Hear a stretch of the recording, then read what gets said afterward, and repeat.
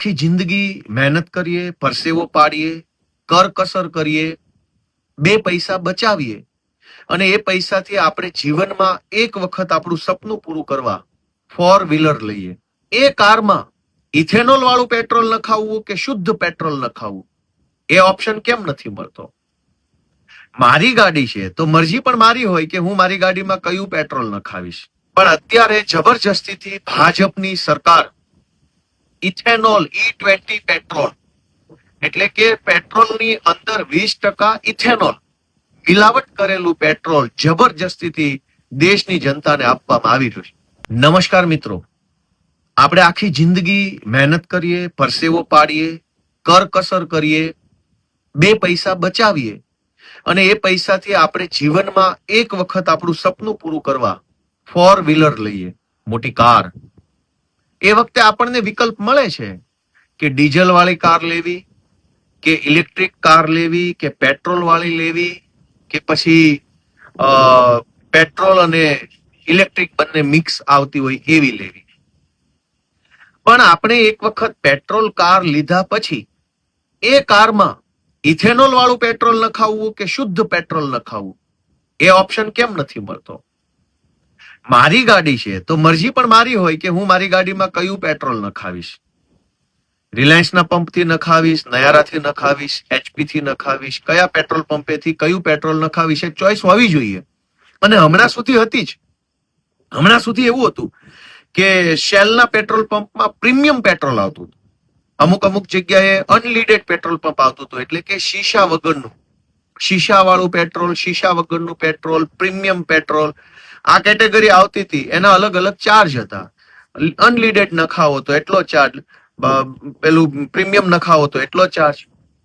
પણ અત્યારે જબરજસ્તીથી ભાજપની સરકાર ઇથેનોલ E20 પેટ્રોલ એટલે કે પેટ્રોલની અંદર 20% ઇથેનોલ મિલાવટ કરેલું પેટ્રોલ જબરજસ્તીથી દેશની જનતાને આપવામાં આવી રહ્યું છે.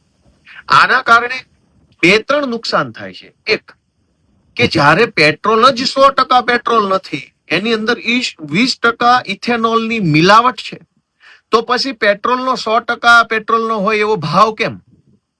20% મિલાવટ છે તો ભાવ પણ 20% ઓછો હોવો જોઈએ કે E20 પેટ્રોલનો ભાવ 70 રૂપિયા, શુદ્ધ પેટ્રોલનો ભાવ 90 રૂપિયા. આ તો મિલાવટ 20%, ભાવ 100%. તો જનતાને અહીંયા એક લૂંટનો સામનો કરવો પડે છે. બીજું કે આપણી ગાડીઓ જે બની છે એ ગાડી E20 કમ્પિટેબલ એટલે કે E20 પેટ્રોલને એ ગાડી ચલાવી શકે, એના એન્જિન, એના સ્પેર પાર્ટ્સ બધા જે આવતા હોય એ એના માટે નથી બનેલા. તો પછી આપણી ગાડીમાં જબરજસ્તીથી E20 પેટ્રોલ નખાવવાની ફરજ કેમ સરકાર પાડે છે? તો આખી જિંદગી મહેનત કરીને, મજૂરી કરીને, કરકસર કરીને, કેટલાય આખા ઘરમાં હોય એટલા લોકોએ પૈસા બચાવીને જીવનમાં એક વખત 4 વ્હીલર લીધી હોય, એ 4 વ્હીલરને ભાજપની સરકાર દાદાગીરી કરી, ગુંડાગીરી કરી, જબરજસ્તીથી E20 પેટ્રોલ, ઇથેનોલ મિશ્રિત પેટ્રોલ ભરાવડાવે અને આપણને ઓપ્શન ન આપે. એની સામે દેશમાં એકમાત્ર વ્યક્તિ અરવિંદ કેજરીવાલ લડાઈ લડી રહ્યા છે. અરવિંદ કેજરીવાલ અત્યારે E20 ની દાદાગીરી સામે લડે છે અને એમની માંગણી છે કે પેટ્રોલ પંપ ઉપર 2 પાઇપ હોવી જોઈએ.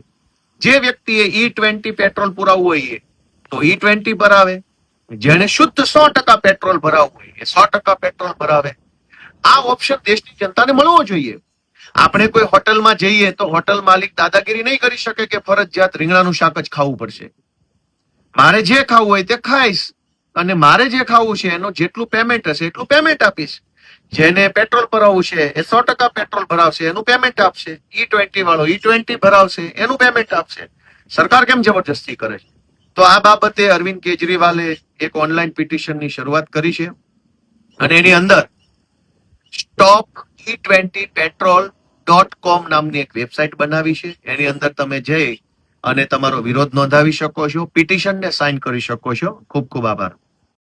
ડિસિઝન ન્યૂઝના બીજા વિડીયો જોવા માટે ચેનલ સબસ્ક્રાઇબ કરો અને બેલ આઇકન બટન પર જઈ ક્લિક કરો.